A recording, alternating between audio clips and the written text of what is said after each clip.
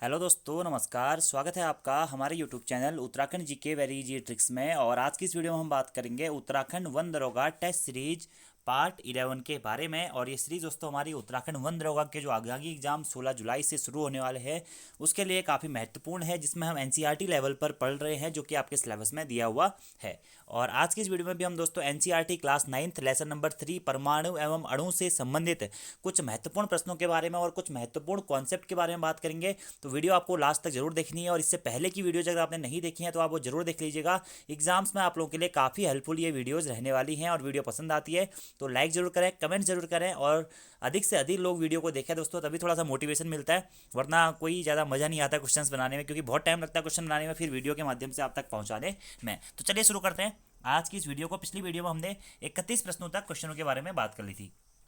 आज हमारा 32वां प्रश्न है कि क्लोरीन का परमाणु द्रव्यमान कितना होता है। तो क्लोरीन का परमाणु द्रव्यमान होता है 35.5। और मैंने आपको बताया था कि परमाणु संख्या, परमाणु द्रव्यमान, ये सारे टॉपिक्स दोस्तों आप अच्छी तरीके से पढ़ लीजिएगा। ये चार्ट आप यहाँ पे देख सकते हैं। इस चार्ट के आधार पे आप देखिए, हाइड्रोजन परमाणु क्रमांक संकेत होता है H, परमाणु संख्या 1, परमाणु द्रव्यमान 1। हीलियम का परमाणु क्रमांक 2 है, परमाणु भार 4 है, ठीक है।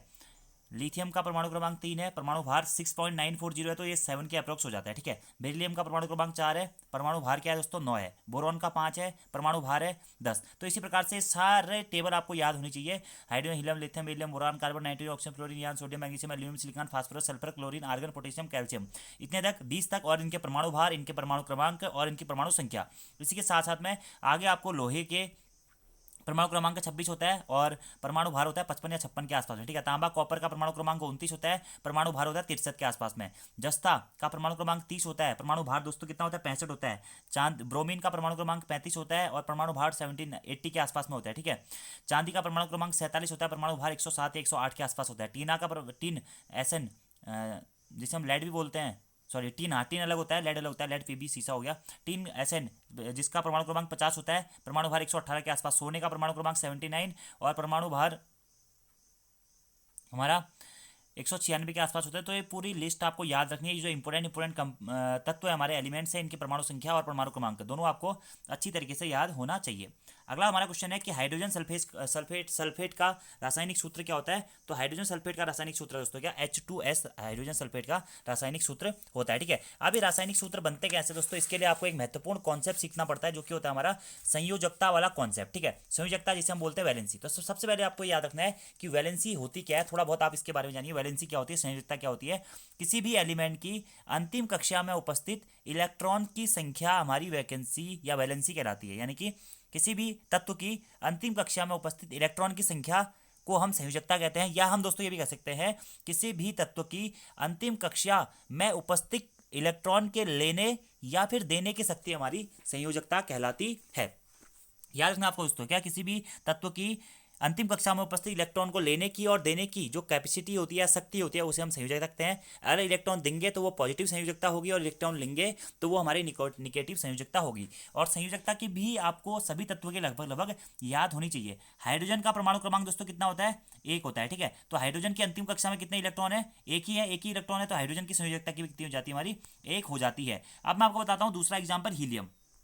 हीलियम का परमाणु क्रमांक 2 होता है, ठीक है। आपको पता है किसी भी तत्व को अपने अष्टक पूरा करने के लिए या तो 2 होना चाहिए। अक्रिय जो भी तत्व होते हैं उनके लास्ट में या तो 2 होगा, या 8 होगा, या 18 होगा। यानी कि उनका अष्टक क्या होता है, पूर्ण होता है, वो ऑक्टेट रूल को फॉलो करते हैं। अब देखिए, हीलियम की अंतिम कक्षा में कितने हैं, 2 इलेक्ट्रॉन है। तो मैंने आपको क्या बताया, किसी भी एलिमेंट की अंतिम कक्षा में उपस्थित इलेक्ट्रॉन के लेने या देने की शक्ति संयोजकता कहलाती है। अब हीलियम की अंतिम कक्षा में 2 ही इलेक्ट्रॉन है, ना तो ये लेगा ना ये देगा, तो यानी कि अक्रिय है, यानी कि इसकी संयोजकता कितनी हो जाती है, 0 हो जाती है। अब बात करते हैं लिथियम की। लिथियम का परमाणु क्रमांक कितना होता है, 3 होता है, ठीक है। तो जब आपने KLMN वाला मॉडल पढ़ा होगा, तो अगर आप 3 को तोड़ेंगे 2,1, पहले वाले गोले में यहाँ पे 2 इलेक्ट्रॉन होंगे और एक क्या होगा, आउटर में होगा। अब देखिए मैंने आपको क्या बताया कि अंतिम कक्षा में उपस्थित इलेक्ट्रॉन के लेने या देने की शक्ति। अभी क्या करेगा, 2 और 1 है, 1 को क्या करेगा, देगा, तो इसकी संयोजकता कितनी हो जाएगी, 1 पॉजिटिव हो जाएगी। ऐसे ही बेरिलियम होता है, बेरिलियम का परमाणु क्रमांक होता है 4, ठीक है। अब बेरिलियम का भी मैं आपको बताता हूँ।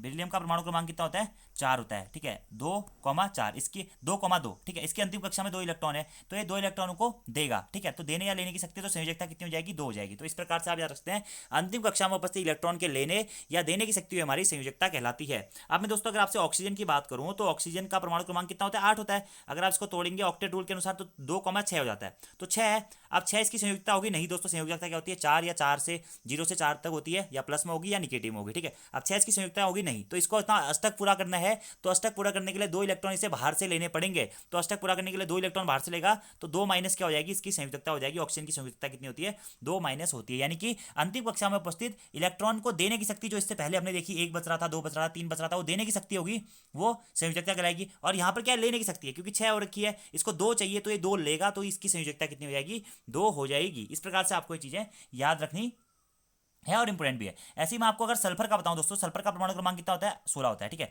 2, 8, 6, ठीक है, इसको भी अंतिम कक्षा में देखिए कितनी है? 6 है, तो 2 इलेक्ट्रॉन इसको लेने पड़ेंगे, तो इसकी संयोजकता कितनी आएगी? 2 माइनस इसकी संयोजकता हो जाएगी, ठीक है। ऐसे ही हम बात करते हैं कैल्शियम की, तो कैल्शियम का परमाणु क्रमांक कितना होता है? 20। इसको आप डिवाइड 2, 8, 8, 9, 16, 18, 20, इसकी अंतिम कक्षा में कितने हैं? 2 इलेक्ट्रॉन है, तो 2 इलेक्ट्रॉन क्या करेगा? ये देगा। 2 इलेक्ट्रॉन क्या करेगा? ये देगा, क्योंकि इसको अष्टक पूरा करना होता है, ठीक है। अष्टक यानी कि या तो 2 पूरे होंगे इसकी अंतिम कक्षा में, या 8 होने चाहिए, या 18 होने चाहिए, इस हिसाब से जो कॉन्सेप्ट बनता है, ठीक है। तो 2 प्लस इसकी क्या हो जाएगी? संयोजकता हो जाएगी। तो संयोजकता का कॉन्सेप्ट आपको याद रखना है। अब देखिए हाइड्रोजन सल्फेट का रासायनिक सूत्र क्या होता है? तो हाइड्रोजन सल्फेट का रासायनिक सूत्र होता है क्या? H2S, ठीक है। मैग्नीशियम क्लोराइड का रासायनिक सूत्र क्या होता है? ये होता है MgCl2। क्या होता है? मैग्नीशियम क्लोराइड का फॉर्मूला ये होता है MgCl2, ठीक है। अब देखो दोस्तों, ये हाइड्रोजन सल्फेट है, ठीक है। हाइड्रोजन की संयोजकता कितनी होती है? हाइड्रोजन की संयोजकता होती है 1, ठीक है। सल्फर की संयोजकता कितनी होती है? मैंने आपको बताया था सल्फर की संयोजकता होती है दोस्तों कितनी? 2। तो अगर आपको फॉर्मूला बनाना है तो आपको यहाँ पे क्रॉस मल्टीप्लाई कर देना पड़ता है, ठीक है। तो ये 2 इसके साथ में आ जाएगा, H2SSS का फॉर्मूला हो जाता है। तो रासायनिक सूत्र कैसे बनाए, सरल यौगिकों का निर्माण कैसे करें, आपके एनसीईआरटी में एक टॉपिक दिया हुआ है, वो टॉपिक अच्छे से पढ़ लें, वहां से भी आपके कॉन्सेप्ट क्लियर हो जाएंगे। अब देखिए यहाँ पे क्या है, मैग्नीशियम क्लोराइड का रासायनिक सूत्र आपको कैसे बनाना है। मैग्नीशियम में 2 आ रहे हैं, मैग्नीशियम और क्लोराइड। अब मैग्नीशियम की संयोजकता कितनी होती है दोस्तों? आपको याद है, मैग्नीशियम का परमाणु क्रमांक इसके लिए आपको याद होना चाहिए, कितना होता है? मैग्नीशियम का परमाणु क्रमांक होता है 12, 2, 8, 2, तो अंतिम कक्षा में 2 इलेक्ट्रॉन है, तो संयोजकता इसकी हो जाएगी 2।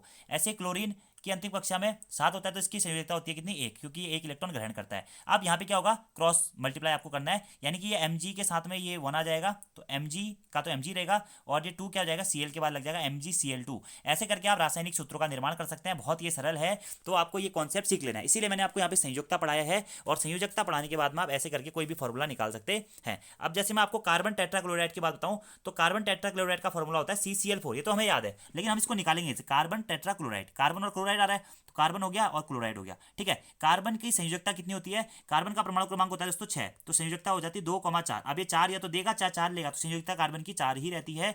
और क्लोरीन की संयोजकता कितनी होती है? 1 होती है। तो ये यहाँ पे क्रॉस मल्टीप्लीकेशन करेंगे, C के बाद में 1 आएगा, तो C का C रहेगा, और फिर Cl के आगे 4 रहेगा, CCl4। ऐसे करके आप इसके फॉर्मूले बना सकते हैं। और अगर आपको फॉर्मूला बनाना आता है तो कोई भी फॉर्मूला एग्जामिनर आपसे पूछ ले, आप उसे आसानी से एग्जाम में निकाल सकते हैं, ठीक है। ऐसे कैल्शियम ऑक्साइड का फॉर्मूला क्या होता है? Ca होता है। कैल्शियम की संयोजकता कितनी होती है? 2 होती है। ऑक्सीजन की भी क्या होती है? 2 होती है। इसको बता देता हूँ आपको, कैल्शियम ऑक्साइड, ठीक है, CaO। अब कैल्शियम की संयोजकता कितनी होती है दोस्तों?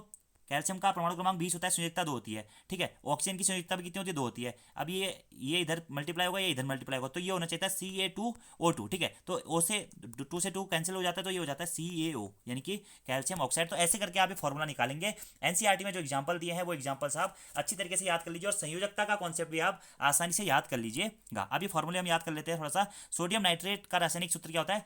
NaNO3, ठीक है। अब अगर मैं आपकी बात करूँ नाइट्रेट का फॉर्मूला, NO3 यौगिक का भी बता देता हूँ कि कैसे आप इसकी संयोजकता निकालेंगे। अगर आपको NO3 की संयोजकता निकालनी है तो सिंपल सा होता है। नाइट्रोजन का परमाणु क्रमांक दोस्तों 7 होता है, तो 2,5, ठीक है। ऑक्सीजन का परमाणु क्रमांक कितना होता है? 8 होता है, यानी कि 2 और 6, और इसकी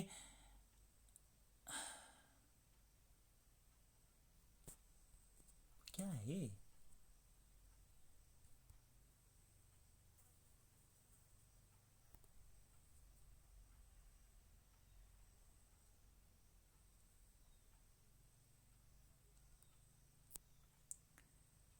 अगला हमारा क्वेश्चन है दोस्तों कि सोडियम नाइट्रेट का रासायनिक सूत्र क्या होता है NaNO3। अब ये फॉर्मूला आप कैसे बनाएंगे, सबसे पहले आपको इसमें सोडियम की संयोजकता पता है, सोडियम की संयोजकता होती है दोस्तों एक, ये तो आपका पता है। अब NO3 की संयोजकता आपको पता होनी चाहिए, तो NO3 की संयोजकता आप कैसे निकालेंगे, बहुत सरल है। देखिए नाइट्रोजन का परमाणु क्रमांक होता है दोस्तों 7, अंतिम कक्षा में कितने इलेक्ट्रॉन होते हैं 5, तो यहाँ पे आप 5 लिख दीजिएगा।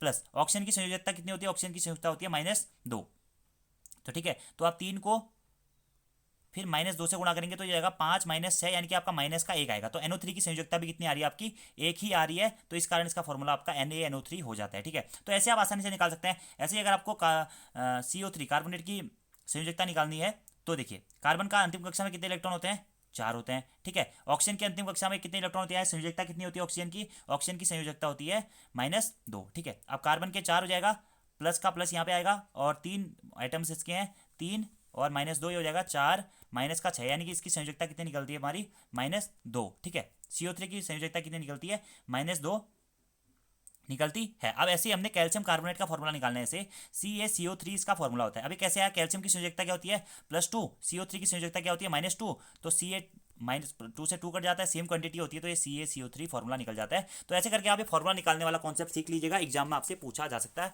है। ठीक है, तो मैग्नीशियम क्लोराइड का फॉर्मूला क्या होता है, MgCl2, NCERT में आपके एग्जाम्पल दिए गए हैं। एल्यूमिनियम ऑक्साइड का फॉर्मूला क्या होता है, वो भी आप लिख लीजिएगा, Al2O3, एल्यूमिनियम ऑक्साइड का फॉर्मूला होता है Al2O3, क्योंकि एल्यूमिनियम की संयोजकता क्या होती है, 3 होती है, ऑक्सीजन की संयोजकता क्या होती है, 2 होती है, तो क्रॉस मल्टीप्लिकेशन हो जाता है तो Al2O3 हो जाएगा। ठीक है, कैल्शियम ऑक्साइड का फॉर्मूला क्या होता है, CaO होता है, ये मैंने आपको बता दिया था। सोडियम नाइट्रेट का फॉर्मूला NaNO3 होता है, ये भी मैंने आपको बता दिया। NO3 की संयोजकता क्या होती है, -1 होती है, तो NO3 हो जाता है। ठीक है, कैल्शियम हाइड्रोक्साइड का फॉर्मूला CaOH का होल ट्वाइस। ये फॉर्मूले आपको जरूर याद रखना है, क्योंकि डायरेक्टली आपकी किताब में दिए गए हैं। अगला सोडियम कार्बोनेट का सूत्र क्या होता है, तो ये Na2CO3 होगा, तो इसको ऐसे लिख लीजिएगा आप Na2CO3, थोड़ा सा इसमें टाइपिंग में मिस्टेक हो जाती है, तो Na2CO3 ऐसे करके आप लिखेंगे। ठीक है, अगला है अमोनियम सल्फेट का फॉर्मूला क्या होता है, तो अमोनियम सल्फेट का फॉर्मूला होता है NH4 का होल ट्वाइस SO4। याद रखिएगा दोस्तों, इस प्रकार से आपको लिखना है, NH4 का होल ट्वाइस और SO4। अगला हमारा क्वेश्चन है, वस्तु और अधातु युक्त आवेशित कणों से मिलकर बने होते हैं, युक्त यौगिक आवेशित कणों से मिलकर बने होते हैं, इन आवेशित कणों को क्या कहते हैं, आयन कहते हैं। धनायन और निलयन 2 होते हैं। कैल्शियम हाइड्रोक्साइड का रासायनिक सूत्र CaOH का होल ट्वाइस होता है, मैंने आपको बता दिया। ठीक है, अगला हमारा क्वेश्चन है, ये दोस्तों अच्छा क्वेश्चन होता है कि Al2SO4 का होल थ्राइज, आपको ऐसे लिखना है Al2SO4 का होल थ्राइज में परमाणु की संख्या कितनी है। तो परमाणु की संख्या ज्ञात करने के लिए आपको कुछ नहीं करना है। देखिए दोस्तों, एल्यूमिनियम के कितने परमाणु हैं, 2 हैं, Al2 है तो 2 एल्यूमिनियम के परमाणु हो गए। अब देखिए SO4 का होल थ्राइज है, तो S के सल्फर के कितने परमाणु हो जाएंगे, 3, तो सल्फर के हमारे 3 परमाणु हैं। अब देखिए ऑक्सीजन O4 का थ्राइज है, तो ऑक्सीजन का यहाँ पे 4 है, तो 4 3 12, 4 3 12, ये मल्टीप्लाई हो गया, 4 3 12 हो जाएगा, तो 12 3 15 और 2 17। तो Al2SO4 का होल थ्राइज में कितने परमाणु है दोस्तों, तो यहाँ पे हमारे 17 परमाणु है, आपको ये डायरेक्टली याद रखना है। ऐसे आपको पूछा जाएगा अगर CaOH का होल ट्वाइस में कितने परमाणु। अब देखिए कैल्शियम का कितना परमाणु है, 1 परमाणु है कैल्शियम का। ऑक्सीजन का कितना परमाणु है, 2 है, तो ऑक्सीजन का 2 हो जाएगा। हाइड्रोजन का भी कितना है, 2 है, तो 2 और 2 और 4 5 CaOH का होल ट्वाइस कैल्शियम हाइड्रोक्साइड के परमाणु की संख्या आ जाएगी। तो आसानी से कुछ नहीं करना है, देखिए एल्यूमिनियम 2 है तो 2 आ जाएगा, सल्फर 3 है तो 3 आ जाएगा, ऑक्सीजन 4 अंदर है, 3 बाहर है, 4 3 12 हो जाएगा, तो 12 3 15 16 17 ऐसे आप निकाल सकते हैं। अगला हमारा क्वेश्चन है, किसी यौगिक का उसके संगठन का प्रतीकात्मक निरूपण क्या कहलाता है। तो किसी भी यौगिक का उसके संगठन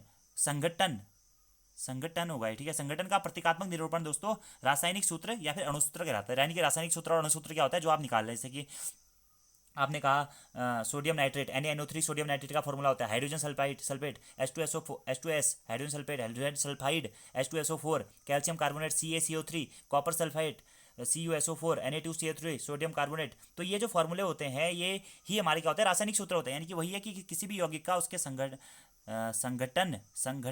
का प्रतीकात्मक निरूपण उसके रासायनिक सूत्र या अणुसूत्र कहलाता है। अगला हमारा क्वेश्चन है, देखिए वही कि PO4 3-, इसको आप ऐसे लिखिएगा PO4 नीचे और ऊपर आएगा यहाँ पे 3-, ठीक है, ऊपर पे ऐसे करके आएगा 3- में परमाणु की संख्या कितनी होती है। तो देखिए परमाणु की संख्या पूछी गई दोस्तों, तो इसमें हमें आयन से कोई मतलब नहीं होता है, धनायन है ऋणायन है उससे कोई मतलब नहीं है, आपको नॉर्मली परमाणु की संख्या लिखनी है। फास्फोरस कितना है, 1 है, ऑक्सीजन कितना है, 4 है, 1 और 4 कितना हो जाएगा, 5, तो परमाणु की संख्या कितनी हो जाएगी यहाँ पे, 5 हो जाएगी। ऐसे H2S में परमाणु कितने हैं, ठीक है। तो H2S हाइड्रोजन के 2 हैं, सल्फर का 1 है, तो 3 हमारे इसमें परमाणु की संख्या हो जाएगी। ऐसे आप आसानी से निकाल सकते हैं। अगला क्वेश्चन है, किसी पदार्थ के सभी संघटक परमाणु के द्रव्यमानों का योग क्या कहलाता है? तो किसी पदार्थ के सभी संघटक परमाणु के द्रव्यमानों का योग आपका आणविक द्रव्यमान कहलाता है। और आणविक द्रव्यमान या परमाणु भार भी हम इसे कहते हैं, इसकी इकाई होती है यू, ठीक है। यू करके इसके रिप्रेजेंट करते हैं। तो आणविक द्रव्यमान या परमाणु द्रव्यमान क्या होता है भी, कि सभी संघटक परमाणु के द्रव्यमानों का योग हमारा आणविक द्रव्यमान, परमाणु द्रव्यमान, या फिर इसी को सूत्र इकाई द्रव्यमान या परमाणु भार भी कहते हैं। जैसे आपसे नॉर्मली दोस्तों पूछ लेगा परमाणु भार बराबर क्या होता है, आपको याद रखना है परमाणु भार या द्रव्यमान संख्या क्या होती है, प्रोटॉनों की संख्या प्लस न्यूट्रॉनों की संख्या, ये हमारी क्या होती है, परमाणु भार या द्रव्यमान संख्या होती है, ठीक है। तो परमाणु भार की तरह ही एक हमारा क्या है, आणविक द्रव्यमान होता है। तो आणविक द्रव्यमान यानी कि जो आपका अणु दिया गया है वो तो आपका परमाणु का भार है सिर्फ। जैसे हाइड्रोजन आपका एक परमाणु है, तो हाइड्रोजन परमाणु का भार 1 होता है। सल्फर हमारा एक परमाणु है, तो हाइड्रोजन सल्फर का परमाणु का भार 41 के मतलब 40 से ऊपर होता है, 132 के आसपास में होता है, ठीक है। ऐसे आपसे पूछ लो ऑक्सीजन का परमाणु भार कितना होता है, 16 होता है। तो वो उनके परमाणु भार है, ठीक है, या द्रव्यमान भार जिसे हम कहते हैं परमाणु भार, द्रव्यमान संख्या है, परमाणु भार हुआ है। अब यहाँ पे हम बात कर रहे हैं आणविक द्रव्यमान, यानी कि जो आपके अणु है, अणु किससे, परमाणु से मिलकर बने होते हैं। तो अणुओं का द्रव्यमान की हम बात करने वाले हैं, और इसे हम किससे, यू से रिप्रेजेंट करते हैं। तो वही है कि किसी पदार्थ के सभी संघटक परमाणुओं के द्रव्यमानों का योग। जैसे कि मैं आपको कोई भी पदार्थ बता रहा हूँ, जैसे कि जल, H2O हमारा जल है, ठीक है। जल क्या है, एक यौगिक है। तो यौगिक का आणविक द्रव्यमान कितना होगा, तो इसमें आपको क्या करेगा, इसके जो भी संगठन है, जल किस किस से मिलकर बना है, हाइड्रोजन और ऑक्सीजन से मिलकर बना है। तो हाइड्रोजन और ऑक्सीजन जो ये संघटक है, इनके परमाणु के द्रव्यमानों का योग ही हमारा क्या कहलाता है, आणविक द्रव्यमान कहलाता है। ये आपको याद रखना है। अब जैसे मैं आपसे कहूं कि H2O का आणविक द्रव्यमान निकालो, ठीक है, तो देखिए आपको याद रखना है 2 हाइड्रोजन है, 2 गुणा हाइड्रोजन का परमाणु द्रव्यमान कितना होता है, 1 धन ऑक्सीजन का परमाणु द्रव्यमान कितना होता है, 16। तो 16 और 2 18। तो H2O का आणविक द्रव्यमान हमारा कितना हो जाएगा, या परमाणु द्रव्यमान कितना हो जाएगा, ये हो जाएगा 18 U। ऐसे करके आप इसे आसानी से नोट कर सकते हैं, क्योंकि जल के 2 परमाणु, जल मतलब 2 हाइड्रोजन के परमाणु और 1 ऑक्सीजन के परमाणु से मिलकर बने होता है। हाइड्रोजन का परमाणु द्रव्यमान होता है 1, ऑक्सीजन का परमाणु द्रव्यमान होता है 16। तो 16 और 2 कितना हो जाएगा, 18 हो जाएगा। ऐसे ही मैं आपसे कहूं कि HNO3 नाइट्रिक अम्ल का आणविक द्रव्यमान कितना होगा, तो देखिए आपको कुछ नहीं करना होता है। हाइड्रोजन कितना है इसमें, एक ही है ना, तो एक हाइड्रोजन का परमाणु द्रव्यमान 1 होता है, प्लस नाइट्रोजन 1 है, नाइट्रोजन का परमाणु द्रव्यमान कितना होता है, 14 होता है। ऐसे ऑक्सीजन 3 है, तो ऑक्सीजन का परमाणु द्रव्यमान कितना होता है, 16। तो 3 गुणा 16 हो जाएगा यहाँ पे। तो 16 3 48, और 48 और 15 हो जाएगा आपका क्या, 63 U। तो HNO3 का आणविक द्रव्यमान क्या होता है, 63 U होता है। ये फॉर्मूला आपको डायरेक्टली नोट डाउन कर लेना है, कुछ टफ नहीं है दोस्तों, बिल्कुल आसान से है, ठीक है। और इसी आणविक द्रव्यमान को कभी कभी दोस्तों सूत्र इकाई द्रव्यमान भी कहते हैं। किसी पदार्थ का सूत्र इकाई द्रव्यमान उसके सभी संघटक परमाणुओं के परमाणु द्रव्यमानों का योग होता है। ठीक उसी प्रकार से सूत्र इकाई द्रव्यमान भी होता है, जिस प्रकार से आणविक द्रव्यमान होता है। तो डायरेक्टली आपसे पूछ लेगा कि सूत्र इकाई द्रव्यमान निकालिए, तो इसी प्रकार से आप निकालेंगे, ठीक है। अब मैं आपसे बात करूं NaCl का आणविक द्रव्यमान कितना होता है, देखिए Na सोडियम का परमाणु भार होता है 23, Cl क्लोरीन का परमाणु भार कितना होता है 35.5, ठीक है। तो 35 और 23 कितना हो जाएगा, ये हो जाएगा आपका 58.5 U। ये क्या हो जाएगा, इसका परमाणु द्रव्यमान या आणविक द्रव्यमान या सूत्र इकाई द्रव्यमान हो जाएगा। ऐसे आपसे पूछेगा कैल्शियम क्लोराइड का सूत्र इकाई द्रव्यमान या आणविक द्रव्यमान कितना है, तो कैल्शियम का परमाणु द्रव्यमान कितना होता है दोस्तों, ये होता है 40, प्लस जो क्लोराइड या क्लोरीन का परमाणु द्रव्यमान कितना होता है 2 गुणा, क्योंकि 2 मॉलिक्यूल है, 2 गुणा 35.5, तो 35 5 70 71 और 40 कितना हो जाएगा 111 U। तो ऐसे करके आप इनको निकाल सकते हैं, आणविक द्रव्यमान और परमाणु द्रव्यमान या सूत्र इकाई द्रव्यमान, आपको याद रखना है, ठीक है। अब कुछ फॉर्मूले आपकी किताब में दिए गए थे, वो क्वेश्चन मैं आपको करा देता हूँ कि सोडियम ऑक्साइड का फॉर्मूला क्या होता है, Na2O होता है, ठीक है। अब ये फॉर्मूला कैसे निकालना है, आप आसानी से निकाल सकते हैं। सोडियम और ऑक्सीजन 2 इसमें आपके तत्व हैं, तो सोडियम और ऑक्सीजन की संयोजकता के आधार पर आप ये फॉर्मूला निकाल लीजिएगा। एल्यूमिनियम क्लोराइड का फॉर्मूला होता है AlCl3, ठीक है। Sodium sulphide Na2S, sodium sulphide का फॉर्मूला होता है Na2S, ठीक है। मैग्नीशियम हाइड्रोक्साइड MgCl2, मैग्नीशियम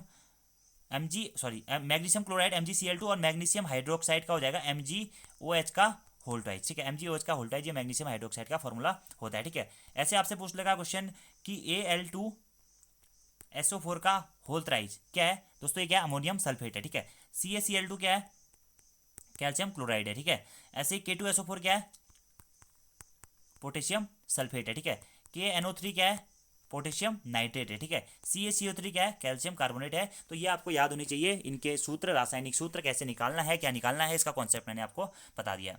अगला हमारा क्वेश्चन है कि 1 मोल में कणों की संख्या या 1 मोल में जल के कितने अणु उपस्थित होते हैं, तो 1 मोल में दोस्तों कणों की संख्या जो होती है हमेशा 6.022 इंटू 10⁻23 6.022 इंटू 10⁻23 होती है। और इसी संख्या को हम क्या बोलते हैं, आवोगाद्रो संख्या भी बोलते हैं, आवोगाद्रो संख्या भी बोलते हैं। तो अगर आपसे कभी भी दोस्तों एग्जाम में प्रश्न पूछा जाता है कि 1 मोल या कार्बन के परमाणु के 1 मोल में कितने परमाणु उपस्थित होंगे, या इसी प्रकार से प्रश्न पूछ देगा कि हाइड्रोजन परमाणु के 1 मोल में कितने परमाणु उपस्थित होंगे, या ऐसे प्रश्न पूछ देगा किसी भी कण के 1 मोल में, भले ही वो परमाणु हो, अणु हो या आयन हो, 1 मोल में कितने कण होते हैं, या किसी भी अणु के 1 मोल में कितने अणु होते हैं, तो हमेशा आपको याद रखना है कि अणुओं की संख्या हमेशा 6.022 इंटू 10⁻23 होती है।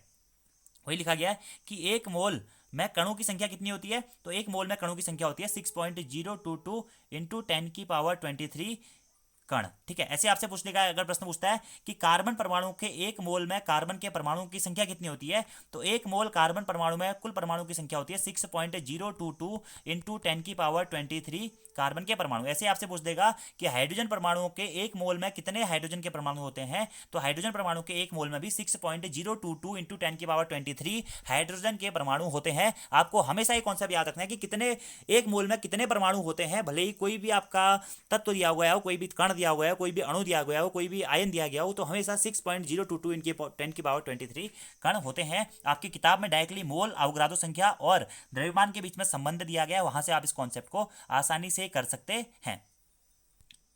अगला हमारा क्वेश्चन है, देखिए वही प्रश्न है, देखिए कैसे पूछ दिया कि जल के 1 मोल में कुल कितने परमाणु उपस्थित होते हैं। तो जल के 1 मोल में मैंने आपको बताया था कि कोई भी कण हो, कोई भी अणु हो, कोई भी आयन हो, यौगिक हो, उसके 1 मोल में कितने परमाणु उपस्थित होते हैं, तो वो तो होते हैं 6.022 इंटू 10⁻23। अभी वो क्या बोल रहा है, जल के बोल रहा है, ठीक है, 1 मोल के नहीं बोल रहा है, बोला जल के 1 मोल में। अब देखिए जल में कितने आपके परमाणु है, ठीक है, 3 है, 2 हाइड्रोजन है, 1 ऑक्सीजन है, तो 3 यहाँ पे परमाणु है आपके। तो 1 मोल में कितने होंगे, 1 मोल में 6.022 इंटू 10⁻23 होते हैं। वहीं तो जल के 1 मोल में कुल कितने होंगे, तो जल का अगर आप इसके परमाणु निकालेंगे कितने निकालना है, 3, तो 3 गुणा 6.022 इंटू 10⁻23 होते हैं। इसका आप मल्टीप्लाई करेंगे तो आपका आंसर निकल जाएगा। तो ऐसे करके आप इसके आंसर निकाल सकते। अगर आपसे नॉर्मली पूछ रहा है 1 मोल में कणों की संख्या, तो वो तो हो जाएगी 6.022 इंटू 10⁻23। अब आपको बोल रहा है जल के 1 मोल में, या जल के 1 मोल में हाइड्रोजन की पूछ देगा, जल के 1 मोल में ऑक्सीजन की पूछ देगा, या कोई भी अन्य यौगिक आपको दे देगा, वहां से आप पूछ देगा, तो वहां से भी आप इस प्रकार के प्रश्नों को डायरेक्टली सॉल्व आउट कर सकते हैं। और हमने यहाँ पे 3 से क्यों गुणा किया, कुछ लोग ये सोच रहे होंगे क्योंकि जल के पूछ रहा है दोस्तों। जल क्या है, हमारा यौगिक है H2O, ठीक है, यानी कि 2 हाइड्रोजन है, 1 ऑक्सीजन है, यानी कि कितने परमाणु है इसमें, हमारे 3 है, ठीक है, तो 3 से इसलिए हमने इसको मल्टीप्लाई कर दिया। अब ऐसे ही प्रश्न है कि जल के 1 मोल में हाइड्रोजन के कुल कितने परमाणु मौजूद हैं, ठीक है, तो जल के 1 मोल में हाइड्रोजन के कितने, देखिए दोस्तों टोटल जल का नहीं पूछ रहा, अभी हाइड्रोजन के पूछ रहा है। तो हाइड्रोजन इसमें कितना है, 2 है, तो 2 गुणा 6.022 इंटू 10⁻23।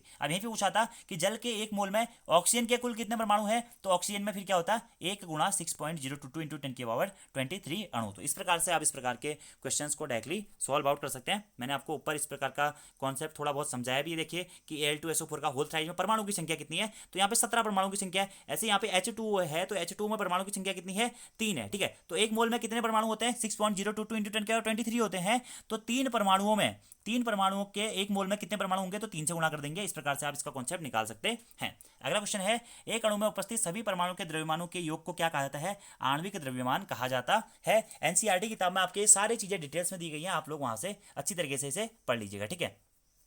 अब ऐसे ही आपसे विभिन्न दोस्तों आणविक द्रव्यमान निकालने को बोलेगा कि H2 का आणविक द्रव्यमान कितना होता है, 2 गुणा 1, 2 ही होता है, ठीक है। ऑक्सीजन का परमाणु द्रव्यमान कितना होता है, O2, ठीक है, 2 गुणा ऑक्सीजन का परमाणु द्रव्यमान कितना होता है, 16, तो ऑक्सीजन का आणविक द्रव्यमान कितना हो जाता है, 16 दूना 32, ठीक है। हमेशा आणविक द्रव्यमान क्या होता है, परमाणु द्रव्यमानों के सापेक्ष में निकाला जाता है। इसीलिए मैंने आपको बताया कि किसी पदार्थ का आणविक द्रव्यमान उसके संगठक परमाणुओं के द्रव्यमान का योग होता है, संगठक परमाणु के द्रव्यमान का योग होता है, ठीक है। ऐसे आपसे पूछ देगा CO2 का आणविक द्रव्यमान कितना होता है, CO2, तो कार्बन का द्रव्यमान कितना होता है, 12 होता है, ऑक्सीजन 16 होता है, तो 2 गुणा 16, तो 16 दूना 32 और 12 44 क्या होता है, CO2 का हमारा आणविक द्रव्यमान होता है। ऐसे आपसे पूछ देगा CH4 का आणविक द्रव्यमान क्या होता है, तो कार्बन का आणविक द्रव्यमान कितना होता है दोस्तों, परमाणु भार कितना होता है, 12 होता है, हाइड्रोजन का 1 होता है, तो 12 धन 4 गुणा 1 कितना हो जाता है हमारा, 16 हो जाता है, ठीक है। इसी प्रकार से कोई भी कंटेंट आपको दे सकते हैं, यहाँ पे NH3 दे सकता है, अमोनिया, ठीक है। नाइट्रोजन का परमाणु भार कितना होता है, 14, हाइड्रोजन क्या होता है, 1 होता है, 14 धन 3 गुणा 3, 3 पार्टिकल है तो 3 निकम 3 तो 14 17, 17 NH3 का हमारा आणविक द्रव्यमान हो जाएगा। इस प्रकार से आप इनको आसानी से दोस्तों निकाल सकते हैं, ठीक है। और कभी कभी आपको क्या करेगा कि 3 आपको कंटेंट दिए रहेंगे, जैसे आपको दिया है ZNO, आपसे पूछेगा कि ZNO का सूत्र इकाई द्रव्यमान या आणविक द्रव्यमान कितना होता है। तो जिंक का परमाणु द्रव्यमान 65 होता है, ऑक्सीजन का परमाणु द्रव्यमान कितना होता है दोस्तों 16 होता है। तो 65 और 16 आप कितना कर देंगे 81, ठीक है। 81 हमारा क्या हो जाएगा, इसका आणविक द्रव्यमान निकल जाएगा, ठीक है। ऐसे ही मैं बात करूँ Na2O का आणविक द्रव्यमान या सूत्र इकाई द्रव्यमान कितना होता है। तो Na का परमाणु द्रव्यमान कितना होता है 23 होता है। तो 2 पार्टिकल है, 2 मॉलिक्यूल है, तो 2 गुणा 23 धन ऑक्सीजन का कितना हो जाएगा 16, तो 23 गुना 46 और 16 कितना हो जाएगा दोस्तों 62। तो 62 इसका क्या हो जाएगा सूत्र इकाई द्रव्यमान या आणविक द्रव्यमान हो जाएगा। तो इस प्रकार के कॉन्सेप्ट आपसे एग्जाम में पूछे जा सकते हैं, आपको ये अच्छी तरीके से कर लेने हैं, ठीक है। ऐसे आपसे अगला क्वेश्चन जो हमारा है कि एक परमाणु के द्रव्यमान को क्या कहा जाता है। तो एक परमाणु के द्रव्यमान को परमाणविक द्रव्यमान कहा जाता है, ठीक है। अगला क्वेश्चन है जिंक का परमाणु द्रव्यमान कितना होता है। तो 65 U क्या होता है हमारा जिंक का परमाणु द्रव्यमान होता है, ठीक है। परमाणु द्रव्यमान कितना होता है जिंक का 65 होता है, ठीक है। और जिंक का परमाणु क्रमांक कितना होता है 30 होता है। नाइट्रिक अम्ल का आणविक द्रव्यमान HNO3 मैंने आपको बताया था, HNO3 निकाल सकते हैं। हाइड्रोजन एक है, नाइट्रोजन भी हाइड्रोजन का एक होता है परमाणु द्रव्यमान, नाइट्रोजन का परमाणु द्रव्यमान कितना होता है 14 होता है, ऑक्सीजन का 16 होता है। तो 3 गुणा 16, 16 3 48 और 15 कितना हो जाता है 63 हो जाता है। एक मोल नाइट्रिक अम्ल का द्रव्यमान कितना होता है। तो एक मोल नाइट्रिक अम्ल का द्रव्यमान भी 63 ही होता है। मैंने आपको बताया था ना कि एक मोल में परमाणु की संख्या कितनी होगी 6.022 इंटू 10 की पावर 23 होगी, ठीक है। लेकिन द्रव्यमान कितना होगा पूछा गया, तो द्रव्यमान वही होगा जो आणविक द्रव्यमान हमारा निकल रहा है। ऐसे ही नाइट्रिक अम्ल का मोलर द्रव्यमान कितना होता है 63 ग्राम ही होता है, ये आपको याद रखना है, ठीक है। नाइट्रिक अम्ल का सूत्र इकाई द्रव्यमान कितना होता है, ये भी 63 होता है। सूत्र इकाई द्रव्यमान और आणविक द्रव्यमान दोनों एक होते हैं, मैंने आपको बता दिया था। तो ये थोड़ा सा कॉन्सेप्चुअल चीजें हैं, आपको ये याद होनी चाहिए और आसानी से। ये तो बहुत सरल टॉपिक है दोस्तों, ये तो आपको वैसे भी आता ही होगा, ठीक है। जल का 1 ग्राम अणु का द्रव्यमान कितना होता है। तो 18 ग्राम होता है, ठीक है। अब कैसे देखिए, जल के 1 ग्राम अणु का द्रव्यमान पूछा गया ना, तो जल का फॉर्मूला क्या होता है H2O। अब इसका आणविक द्रव्यमान निकालो, 2 गुणा हाइड्रोजन कितना होता है 1, ऑक्सीजन का परमाणु द्रव्यमान 16, 16 और 2 18। अब मैं दोस्तों ये चीज़ें मैं आपको जल्दी जल्दी में क्यों पढ़ा रहा हूँ, क्योंकि मुझे ऐसा लगता है कि आपने ये चीज़ें पढ़ी हुई है किताब में, ठीक है। तो मैं आपको एज ए रिवीजन फैक्ट में आपको इसे रिवाइज करवा रहा हूँ, ठीक है। अब अगर डिटेल्स में पढ़ना है, धीरे धीरे मैं अगर आपको समझाऊँ तो उतना टाइम हमारे पास में है भी नहीं, और वो चीज़ें फिर ज़्यादा डीप भी हो जाती हैं और पूरा सिलेबस पूरा करने में बहुत टाइम लग जाएगा। तो आप क्वेश्चन फॉर्मेट में समझते हुए चलें। अगला क्वेश्चन है कि कैल्शियम का परमाणु द्रव्यमान कितना होता है। आपको बताइए 40 होता है, कैल्शियम का परमाणु संख्या 20 और परमाणु द्रव्यमान होता है 40। अगला, निम्न में से कौन एक अवोगाद्रो संख्या को निरूपित करता है। तो अवोगाद्रो संख्या क्या होती है, एक मोल में परमाणु की संख्या ही होती है कितनी 6.022 इंटू 10 की पावर 23, याद रखना है। अगला क्वेश्चन, किसी भी कण का 1 मोल किसके बराबर होता है। तो किसी भी कण का 1 मोल उस कण का ग्राम में द्रव्यमान और 6.022 इंटू 10 की पावर 23 कणों की संख्या के बराबर होता है। तो याद रखना कि किसी भी कण का 1 मोल किसके बराबर होता है, तो उस कण का ग्राम में द्रव्यमान कितना है और 6.022 इंटू 10 की पावर 23 कणों की संख्या के बराबर होता है। अगला क्वेश्चन, किसी पदार्थ का उसके सभी संघटक परमाणु के परमाणु द्रव्यमानों का योग क्या कहलाता है। सूत्र इकाई द्रव्यमान कहलाता है, मैंने आपको बता दिया है। मीथेन का 1 मोल किसके बराबर होगा। तो मीथेन का 1 मोल देखिए, अब मैंने आपको बताया किसी भी कण का 1 मोल किसके बराबर होता है, ठीक है। तो 1 मोल होगा उस कण के ग्राम में द्रव्यमान के और 6.022 या 23 आप इसे कर सकते हैं 22 इंटू 10 की पावर 23 कणों की संख्या के। तो मीथेन का ग्राम में द्रव्यमान कितना होता है, मीथेन CH4 होता है, कार्बन का 12 हो गया, H4 4, 12 और 4 16 ग्राम इंटू का 6.022 इंटू 10 की पावर 23 मीथेन अणुओं की संख्या। इस प्रकार से आप इसको निकाल सकते हैं। अगला हमारा क्वेश्चन है कि CaCl2 का मोलर द्रव्यमान कितना होता है कैल्शियम क्लोराइड का। तो याद रखना आपको कैल्शियम का परमाणु द्रव्यमान कितना होता है 40 होता है, और क्लोरीन का कितना होता है 35.5 होता है। 2 गुणा 35.5 यानी कि 71 और 40 कितना हो जाएगा 111 ग्राम होता है। आप आसानी से इसको सॉल्व आउट कर सकते हैं। अगला क्वेश्चन, 52 ग्राम हीलियम में मोलों की संख्या कितनी होती है। तो 52 ग्राम हीलियम में मोलों की संख्या आपकी कितनी होती है 13 होते हैं, ठीक है। और ये मोल वाला कॉन्सेप्ट चलो हम आगे अगली वीडियो में बात करेंगे दोस्तों। तो आज की इस वीडियो में इतना ही करते हैं। Thanks for watching video, see you next time. और आज भी हमने काफ़ी क्वेश्चंस दोस्तों इंपोर्टेंट से इस टॉपिक से पढ़ लिए हैं। तो फिलहाल आप इतने क्वेश्चन रिवाइज कीजिए। अगले क्वेश्चन में हम मोल संकल्पना वाला जो लास्ट टॉपिक बचा हुआ है इसका उसे कंप्लीट करेंगे और उससे संबंधित जो भी फैक्ट्स रहेंगे फिर उसके बारे में पढ़ने वाले हैं, ठीक है।